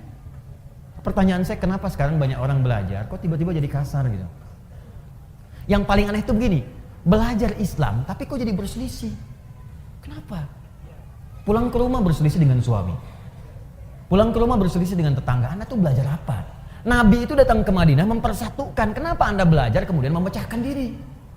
Coba cek, silahkan baca sejarah. Nabi di Mekah menyatukan. Datang ke Madinah mempersaudarakan Aus dengan Khazraj. Ini Anda belajar, tiba-tiba pulang jadi memecah. Pasti ada yang salah. Akhlaknya kemana? Apa penyebab seseorang ketika belajar ilmu tidak melahirkan akhlak? Apa penyebabnya? Itu inti materi kita. Yang tadi muqaddimah. Oh, judulnya itu kan? Ya kan? Ah, ini judulnya. Sebab kalau nggak saya kasih pengantar, ibu nggak akan paham apa maksud pembahasan ini. Jelas ya? Jadi yang tadi apa? Muqaddimah. Nggak apa-apa. Sampai jam berapa kita? Oh ya, baik ya. Ya boleh boleh. Silakan sampai jam 12, saya jam 10 pulang. Mau itikaf sampai jam 12. Ya. Sambil dibantu ya, kita kumpul beramal soleh insyaallah ya. Kumpul beramal soleh. Kemudian saya dengar ada penggalangan dana juga ya untuk Pekanbaru ya, Riau dan sekitarannya yang terkena kabut asap. Silakan ke amal soleh dan tidak setiap keadaan demikian. Nanti saya juga akan ikutan insyaallah. Insyaallah akan ikutan. Tapi simpan dulu supaya kita bisa fokus untuk belajar dulu ya.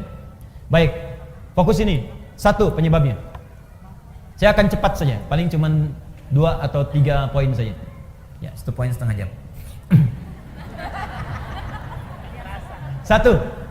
Sudah? Apa penyebab orang belajar tidak melahirkan akhlak? Ibu kalau diperluas, ini sampai juga ke tingkat sekolah formal. Kenapa anak sekarang belajar kok senang tawuran, ya kan?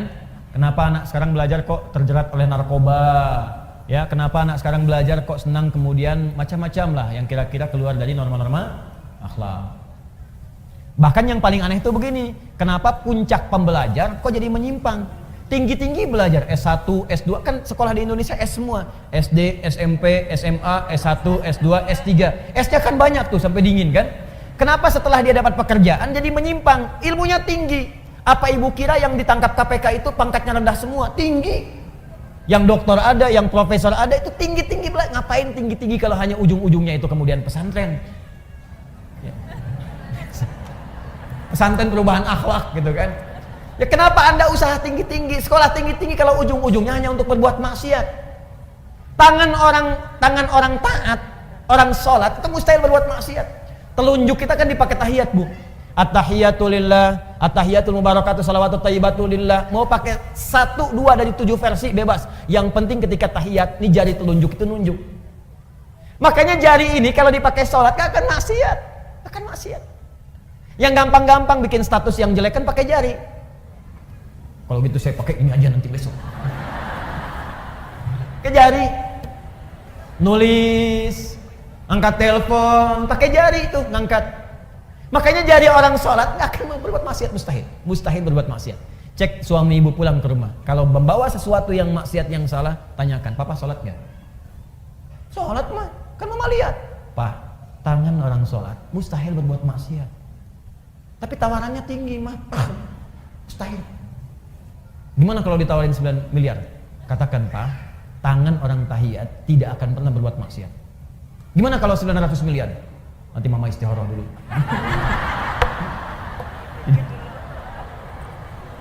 Dah, 1. Penyebab yang pertama. Tidak lurusnya niat. Tidak lurusnya niat karena Allah. Tuh, kaget bayi itu. Wow, kan? Ibu masih ingat ayat pertama yang diturunkan kepada Rasulullah apa bunyinya? Iqra, bukan. Ibu salah dapat informasi. Ayat pertama yang diturunkan kepada Nabi Muhammad SAW ternyata bukan Iqra. Ibu salah dapat informasi. Ternyata Iqra, bismi rabbikal ladzi khalaq. Ayat pertama. Karena ketika dikampaikan Iqra, kata Nabi, ma'ana biqari, saya nggak bisa baca. Iqra baca, ma'ana biqari. Yang ketiga, Iqra baca, ma'ana biqari. Dipeluk oleh malaikat Jibril, dibacakan dengan sempurna ayatnya, Iqra, bismi rabbikal ladzi khalaq. Muhammad, perhatikan, baca, bukan karena engkau tidak pernah punya guru untuk mengajarkan kau membaca. Bukan karena engkau tidak pernah sekolah sehingga engkau tidak bisa baca. Bacakan semua karena Allah. Bismi rabbik, bismi rabbikal ladzi khalaq. Yang menciptakan kau saja begitu mudah. Mencipta itu Muhammad, kata malaikat Jibril, mencipta itu lebih rumit dibandingkan sekedar belajar membaca. Bagi Allah mencipta saja mudah, apalagi membuat engkau mengikuti bacaan. Lakukan semua karena Allah, maka setiap yang sulit maka akan terasa mudah dalam kehidupan. Maka ayat dasar pengetahuan itu dasar pertamanya ketika diturunkan kepada Nabi. Iqra itu pembukanya untuk belajar, tapi dasarnya bismi rabbik, lakukan semua karena Allah Subhanahu wa taala. Makanya orang-orang yang belajar karena Allah itu pasti akan mengikuti hukum Allah. Ibu melakukan sesuatu karena Allah. Kalau ibu melakukan sesuatu karena Allah, pasti ketentuan Allah diikuti. Kata Allah, sopan, sopan. Kata Allah toleran, toleran. Kata Allah baik, baik. Mustahil orang belajar karena Allah tapi melanggar ketentuan Allah, itu mustahil. Itu mustahil. Makanya orang-orang yang ingin belajar itu ibu, belajar ilmu, itu pasti pertama kali akan diajarkan oleh ulama tentang adab, ketentuan cara belajar ilmu menurut ketentuan Allah Subhanahu wa taala. Di sebelum masuk ke ilmunya itu ada adabnya dulu, Bu. Ada adabnya. Bagaimana Allah meminta kepada penuntut ilmu untuk menuntut ilmu, itu ada. Ibu kenal Imam An-Nawawi? Ya, bagus. Kenal di mana, Bu? Masya Allah. Hanya edisi kali ini ada yang kenal Imam An-Nawawi. Tapi lumayan ada penurunan ya. Dulu kan Utsman kenal ya. Terus saya di Sukabumi ada yang kenal Firaun. Luar biasa.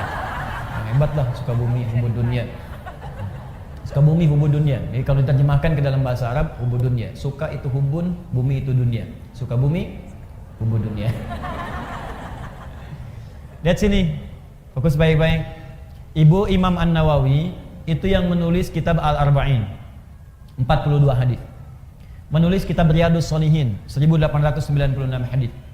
Syarah Muslim 9 jilid. Imam An-Nawawi. Tapi tahukah ibu, sebelum beliau menulis semua itu, beliau menulis sebuah kitab namanya At-Tibyan fi Adab Hamalatil Quran. Disingkat dengan nama At-Tibyan. Itulah dia nama kitabnya. Itu terjemahan anak kecilnya. At-Tibyan. Ini ya. At-Tibyan. Boleh ibu searching di Google misalnya. Ya. Di Google ibu carilah kitab-kitab, kan? Cari ya. Sudah? Ibu cari At-Tibyan, boleh pakai Latin, tulis boleh At-Tibyan An-Nawawi, nanti keluar. Sekarang gratis, Bu. Ayo sebagian pulsanya pakai untuk akhiratnya. Download buku-buku baik-baik. Nah, di kitab ini itu berisi bagaimana kita belajar adab sesuai ketentuan Allah sebelum belajar ilmu. Makanya ada perkataan ulama begini, adab qoblal ilmi, adab dulu sebelum ilmunya. Karena khawatir kalau nggak belajar adab nanti mengambil ilmu, mempraktekannya tanpa adab. Itu yang dikhawatirkan. Belajar adab dulu, adab. Di sini nanti ibu akan ditunjukkan bagaimana cara beradab dengan baik sebelum belajar. Contoh, maaf Bu ya, ibu akan ditunjukkan cara memilih guru bagaimana sebelum berangkat. Supaya ibu ketika belajar dari guru itu mendapatkan selain ilmunya juga adabnya. Sopannya, baiknya, lemah lembutnya, perhatiannya. Bagaimana ibu mencari guru yang ketika dia mengajar Anda di siang hari, malamnya dia berdoa untuk Anda. Ada. Ya. Lihat. Wala yuta'allamu illa mimman kamulat ahliyatuhu. Kata Imam An-Nawawi, tidaklah seorang penuntut ilmu itu akan belajar kecuali sebelum belajar dia akan melihat dulu siapa guru yang akan dia belajar kepadanya. Satu, kamulat ahliyatuhu. Dia akan petakan guru yang sesuai dengan spesialisasinya. Tidak semua ustadz menguasai semua hal. Ibu ingin belajar tafsir, cari ustadz ahli tafsir siapa. Ibu ingin belajar fikih, cari ustadz ahli fikih siapa. Sekarang ini semua masyarakat memahami semua ustadz itu paham semuanya. Sehingga ketika ingin belajar tafsir datang ke ustadznya ahlinya ahli hadis, gak nyambung. Ini sekarang orang ingin belajar fikih, datang ke ustadz ahli tauhid, gak nyambung. Pendekatannya beda. Nanti malam di Mujahidin saya terangkan 4 turunan ilmu. Saya terangkan bagaimana cara memahami ini semua. Nanti ada kuncinya. Cari ibu, praktekkan itu. Makanya saya usulkan, kemarin ada pertemuan ustadz di Jakarta, saya usulkan bikin database ustadz. Database. Sehingga masyarakat itu gampang. Ketika ingin belajar, tinggal buka database-nya, klik tafsir, maka keluarlah ustadz-ustadz ahli tafsir. Lalu dibuat kemudian aplikasi pengajiannya. Keluar, majlisnya di Bandung ini, di Bekasi ini, Jakarta ini, pakarnya ini. Oh, kalau ada hebat tuh. Ngaji di mana? Klik keluar. Gampang. Itu bagian pertama. Jadi jangan sampai ibu salah ngaji. 2. Yang paling menarik. Wa hasunat akhlaquhu. Kurang lebih kalimatnya demikian. Dan baik akhlaknya. Pintar tapi akhlaknya buruk, maka akan mencetak murid yang pandai tapi tak berakhlak. Gurunya pintar memang, Al-Quran hafal, hadis hafal dengan nomornya, tapi juga sering mengajarkan tata adab yang tidak bagus, mencela juga rajin. Mengajar sambil mencela. Mengajar misalnya sambil menghina. Mengajar sambil menjelek-jelekan. Makanya jangan heran kalau Anda jadi alumni dari situ, keluar pintarnya ada, dalilnya tahu, tapi juga mencelanya hobi. Pandai di bidang ilmu dan profesional di bidang maksiat. Apa profesinya? Mencela. Jadi kalau nggak sama dicela. Kalau nggak serupa dijauhi. Itu yang jadi persoalan. Bukankah dakwah Nabi merangkul bukan memukul? Bukankah dakwah Nabi mencintai bukan mencelai? Bukankah dakwah Nabi mengajak bukan menghinakan? Jelas ya? Coba dicek lagi. Ini adab. Ini yang bicara ulama-ulama salaf. Ulama salaf. Orang-orang terdahulu. Kami diajarkan adab dahulu sebelum belajar ilmu. Kata Imam Malik, saya belajar adab kemudian 20 tahun baru setelah itu saya belajar ilmu. Dan saya ketahui ternyata belajar adab itu lebih utama dibandingkan dengan ilmu. Nanti saya beritahu rahasia, Bu ya. Ada sebuah rahasia, tapi ini diantara kita saja. Kalau ibu bisa belajar adab ini lebih bagus, atau tanamkan kepada anak Anda, cucu Anda, belajar adab lebih dahulu, maka Allah akan buka semua peluang ilmu dengan begitu mudahnya. Adabnya berhasil, ada orang yang ketika adabnya berhasil baru dibacakan sekali, Allah sudah tanamkan kalimat itu dalam jiwanya, seketika hafal. Imam Al-Bukhari itu sekali dibacakan langsung hafal. Abu Hurairah punya adab yang tinggi, didoakan oleh Nabi, begitu dibacakan seketika langsung ingat. Ada orang yang baru mendengar langsung paham kemana arah pembicaraan ini. Ada. Apa rahasianya? Yuk, adab yang kedua. Satu tadi lurusnya niat, dalilnya sudah ada. Makanya Nabi menekankan di Al-Bukhari nomor hadis yang pertama, innamal a'malu bin niat. Amal itu bergantung kepada niatnya. Maka ibu tolong luruskan niat, Bu. Anaknya kalau sekolah diniatkan diluruskan niatnya karena Allah. Ibu saya tanya, anak disekolahkan supaya pintar apa supaya Allah ridha?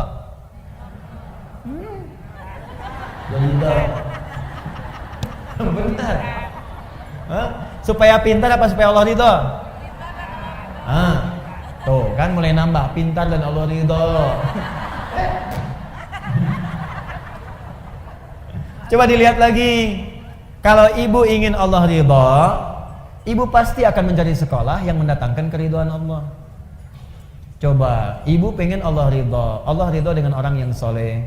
Allah ridha ketika hambanya tidak meninggalkan sholat. Nah, ibu sekolahkan anak di tempat yang tidak mengajarkan sholat.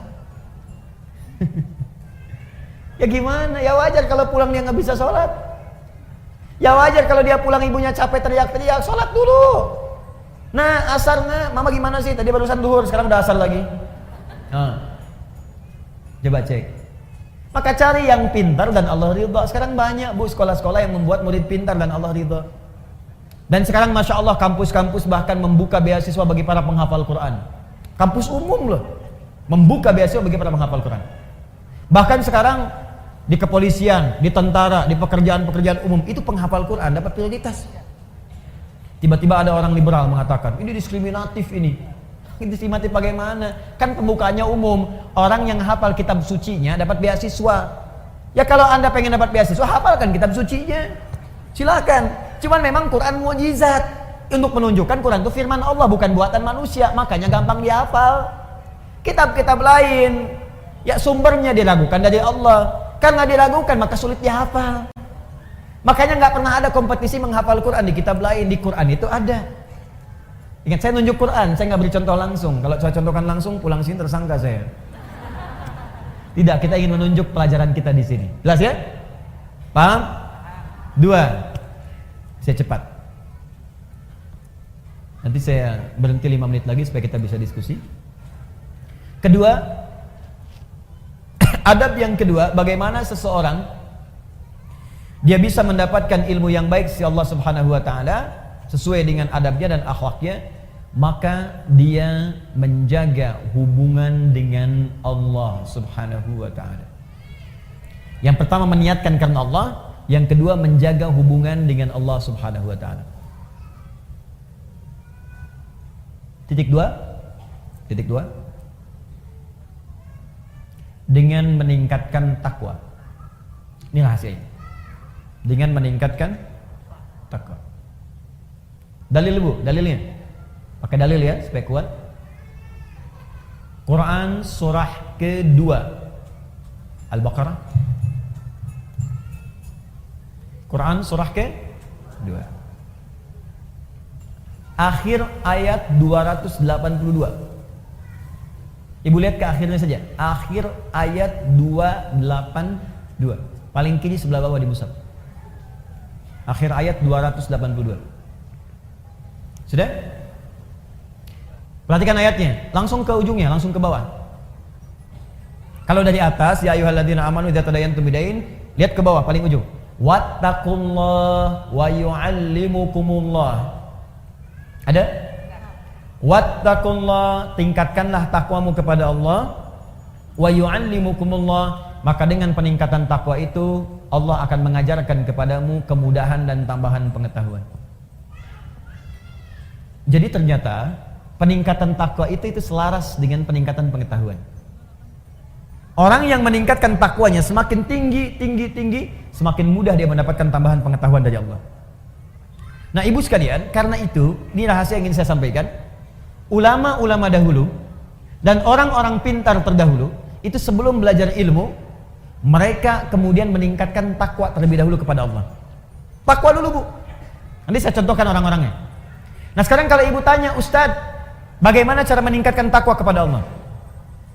Kalimat takwa dalam Quran itu derivasinya disebutkan 115 kali. Ada 115 kali. Dari 115 kali penyebutan ini, puncak paling tingginya itu dua.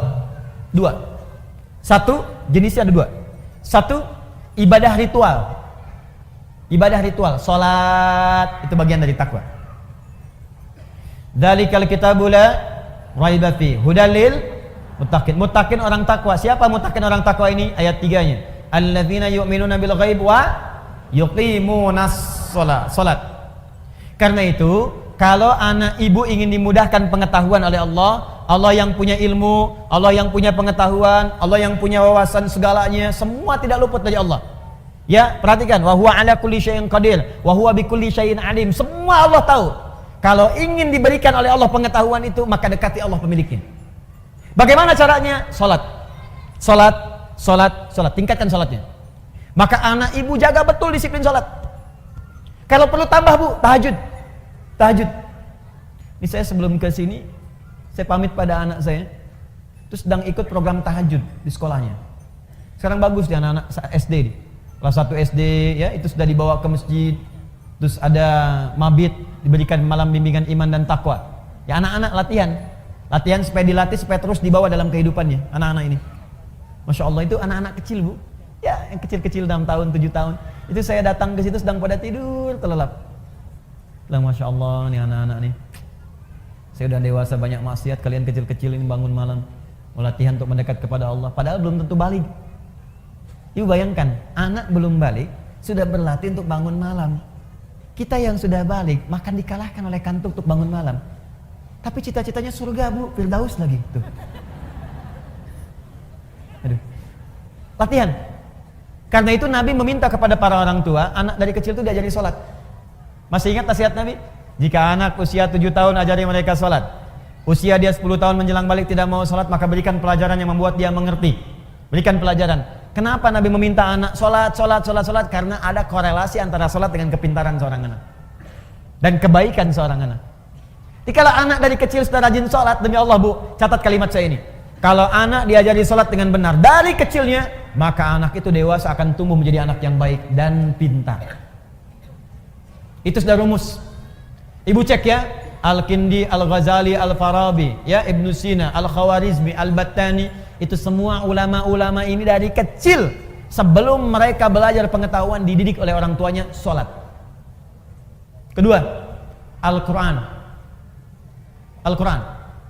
Masih ritual hubungan kita dengan Allah. Ibu saya kasih saran bu ya, di mumpung saya lihat ada anak-anak yang tadi kecil bersuara macam-macam atau ibu sendiri, saya sarankan begini, mumpung masih ada waktu, ibu dekati Al-Quran dan dekatkan anak-anak itu dengan Al-Quran. Sudah ada penemuan sekarang dan itu sudah dibuktikan dengan sangat jelas bahwa orang yang hafal Quran khususnya atau dekat dengan Al-Quran, itu Allah akan tingkatkan tingkat kecerdasannya. Kalau hafal dengan benar, itu minimal 3 kali lipat. Ada korelasi antara peningkatan kecerdasan dengan hafalan Quran. Saya lompat sedikit ya, nanti kita ada hafalan akbar nih, insya Allah. Ya kami sekarang sedang ada program menghafal Quran 30 juz 30 hari. Ya, alhamdulillah itu tempatnya sekarang masih di Bekasi, kedua di Lampung, di Bandung mungkin dalam waktu dekat. Itu udah di Bekasi sudah ada tempatnya, akhwat sudah ada sendiri. Ada yang hafal kemarin 24 hari, 25 hari, 30 juz, bukan juz 30. Ya, 30 juz. Ada yang 24 hari, 25 hari, ada yang 30 hari. Dididik dan terjadi perubahan, Bu. Perubahan. Nah, saya berikan kalau Ibu belum sempat gini. Sebentar, pelan-pelan. Ibu cari murattal 30 juz. Misal dengan speaker aktif atau yang lain. Ibu putar aja di rumah 24 jam. Simpan di ruangan yang strategis. Di ruang tengah, di kamar tidur. Saya biasanya di rumah itu di speaker aktif ada sesuai dengan tempat lah. Di setiap kamar kami simpan speaker aktif. Quran 24 jam aja putar. Di ruangan tengah ada di situ. Jadi tiap hari yang terdengar Quran. Tiap hari. Itu suasananya beda, Bu. Akan lain suasananya, beda. Nah, untuk anak-anak kecil, ini ada rumus langsung disebutkan oleh pakar Quran. Kalau dia baru terlahir, di usia setiap bulannya, maka putarkan Al-Quran setiap juz setiap bulan. Berurut. 1 bulan 1 juz. A month, 1 juz. 1 bulan 1 juz. Berurut, Bu ya, urut. Misal, bulan pertama dia lahir 30 hari misalnya Al-Baqarah aja. Bulan kedua Ali Imran. Bulan ketiga terus sampai ke An-Nisa terus. Ya, misal itu bukan surat, maaf, juz 1 Al-Fatihah sampai 141. Juz 2 142 sampai 253. Juz ketiga ya 253 sampai dengan Ali Imran ayat ke-92. Terus juz 1, juz 2, juz 3 sampai juz 30. Jadi begitu anak itu usia 30 bulan, dia sudah mendengar 30 juz. Dan bayi itu fungsi pertamanya pada pendengarannya, bukan pada penglihatannya. Ketika usia 30 bulan artinya 2 tahun setengah. 24 bulan 2 tahun, 6 bulannya setengah, 2 tahun setengah dia sudah mulai bisa bicara. Dan dia sudah menghimpun di memorinya 30 juz Al-Quran. Anak itu, ini sepakat para pakar Quran, hanya tinggal diajarkan menghafal Quran 6 bulan, hafal Quran 30 juz. Di 3 tahun anak itu sudah hafal 30 juz. Itu yang dilakukan oleh orang tuanya Fajar dulu. Begitu dikasih ASI, bacakan. Ternyata saat dia bisa bicara 3 tahun, yang keluar di mulutnya Quran. Dicek, panggil guru dicek, Allahu Akbar. Ternyata dicek, 4 tahun sudah hafal Quran 30 juz. Awal sampai akhir. Nah, ibu bisa praktek seperti itu. Nah, nanti antara hafalan Quran, karena Quran itu punya kurang lebih 52.000 kosakata. Penelitian menunjukkan orang yang banyak hafal kosakata itu akan berpengaruh pada wawasan. Dan karena dilatih cepat menangkap pengetahuan, dilatih cepat menangkap informasi, Quran itu kan paling dahsyat, Bu. Kami sekarang sedang punya proyek itu meng-MRI otak penghafal Quran. Ya, bagaimana cara dia menghafal dengan mengeluarkan Qurannya. Kan kalau yang biasa-biasa ditanya gini misalnya, Ibu kemarin jam 5 sore ada di mana? Berpikir dulu kan? Pikir dulu baru keluar. Penghafal Quran tidak. Teruskan. Qul huwallahu sepersekian detik.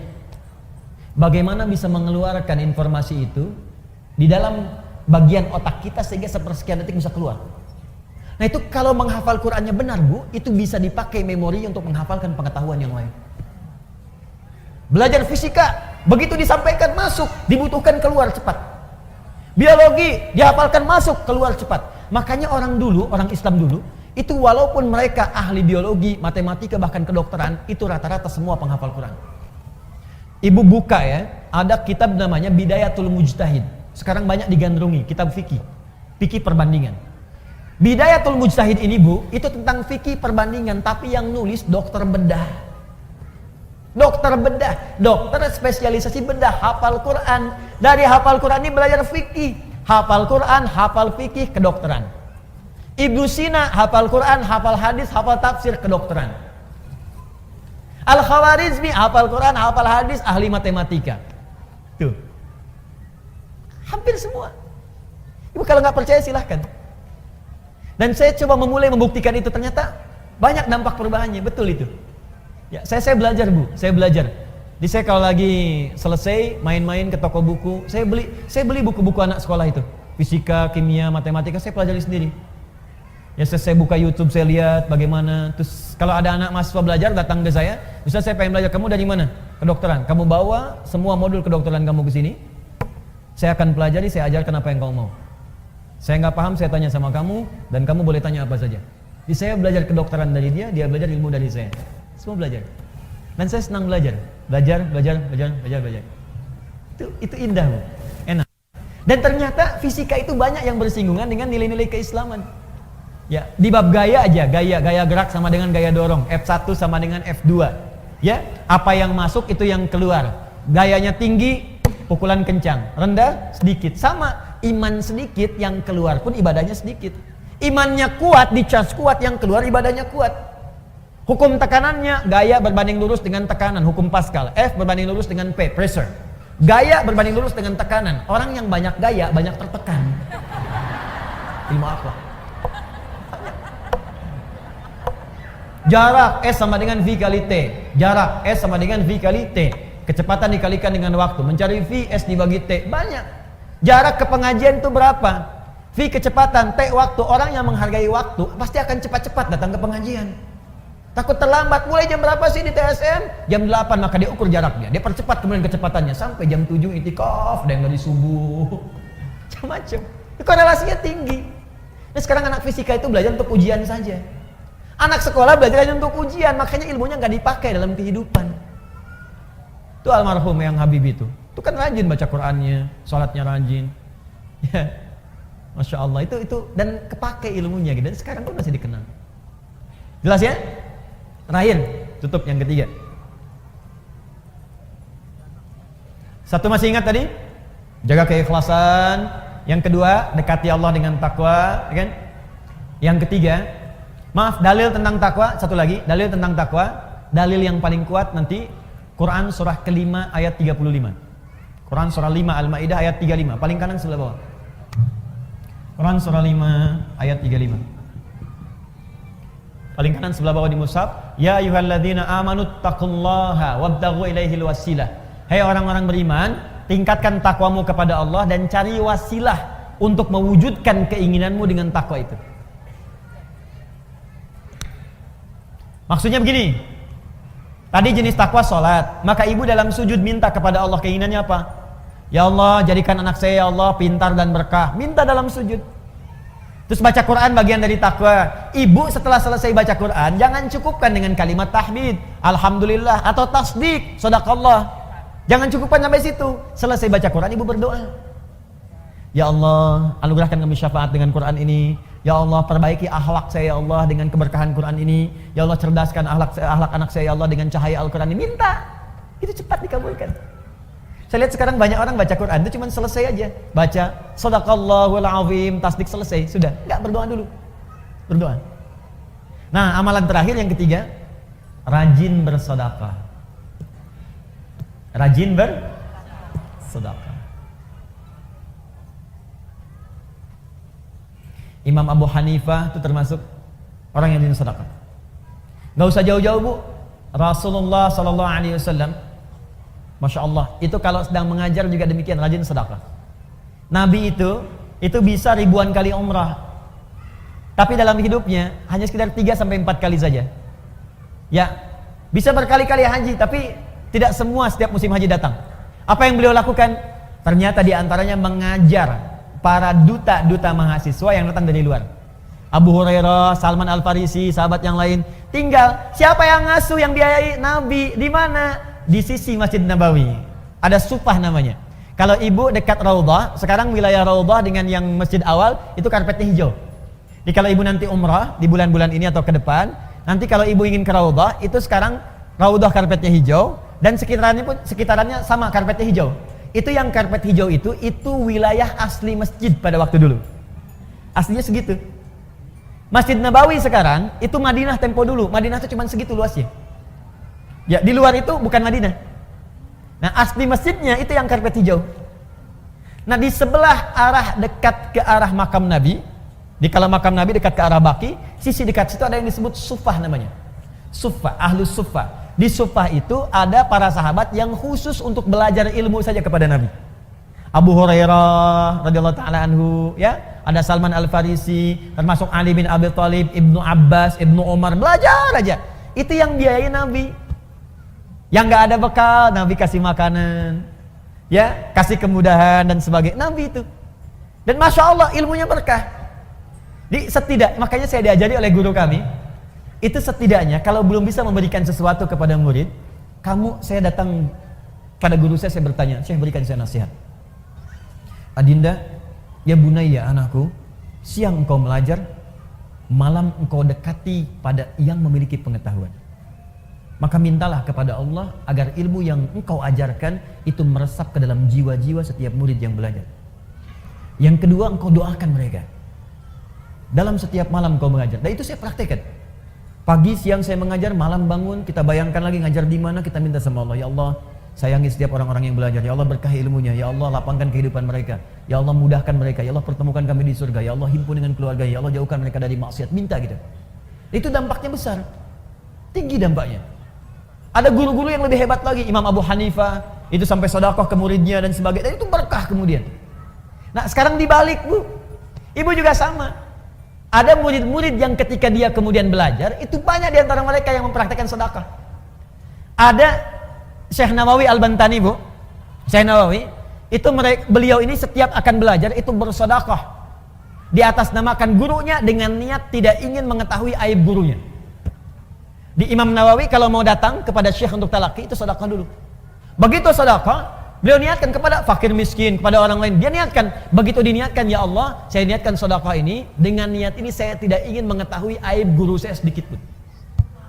Makanya berkah sampai sekarang. Termasuk di antara imam besar Syekh Nawawi Al-Bantani, di antara guru yang tidak pernah mengetahui aib guru-gurunya. Makanya yang didapatkan ilmu aja, ilmu. Masya Allah. Ya ibu silakan. Ya misalnya kan ibu ada kewajiban zakat, keluarkan kalau itu wajib. Ada infak itu ibu niatkan atas keinginan yang ibu dapatkan. Kalau pahala jelas, ibu ikhlas pahala dapat. Tapi sertakan di situ keinginannya mau apa. Ya misal ibu sedekah nih, saya pengen bantu untuk yang di Pekanbaru, pengen bantu untuk yang di Riau. Ya Allah, jadikan dengan sedekah ini yang di Riau, ya Allah mendapatkan kemudahan. Dan dengan kemudahan itu jadikan keluargaku mendapatkan rahmat darimu. Jadikan kemudahan itu sebagai kemudahan ilmu bagi anak cucuku. Boleh. Itu dalilnya banyak. Jelas ya? Makanya banyak orang bersedekah oleh Nabi kemudian diluruskan. Di antaranya lurus untuk mengarahkan keinginannya. Ya Rasulullah, bolehkah aku bersedekah untuk ibuku yang telah wafat? Boleh. Dia bersedekah diniatkan untuk ibunya yang wafat. Pahalanya mengalir. Ada. Jelas ya? Baik, maka ibu sekalian, dan sedekah terbaik tidak harus dengan menggunakan materi. Sedekah itu setiap amal soleh yang bisa dikerjakan. Berdoa, saya doakan ibu, ibu pun doakan saya. Murid doakan guru, guru doakan murid, itu sedekah yang paling bagus. Malam-malam tanpa harus tahu, ibu nggak usah SMS saya, Ustaz saya doakan nanti, ya nggak usah. Aku doain aja. Ya Allah ampuni dosa Adi Hidayat, ya Allah ampuni dosanya, ampuni dosa keluarga. Itu aja, saya nggak minta apapun, itu aja. Nanti insya Allah keberkahan Allah turunkan, langsung Allah yang berikan. Mungkin tidak harus dari saya, mungkin dari guru-guru yang lain. Jelas? Baik, kalau sudah jelas, saya kira saya cukupkan untuk hari ini. Kita sampai jam 10 kalau saya tidak keliru. Ada 2 menit barangkali untuk menyimpulkan. Saya tanya dulu, ibu paham? Insya Allah. Jadi kalau kita mau beribadah harus pakai apa? Dalil. Contohnya dari mana? Hadis Nabi. Hikmahnya dapatkan, akhlaknya tujuan. Untuk mendapatkan akhlak itu kita mesti belajar dengan baik. 1, lakukan ikhlas karena siapa?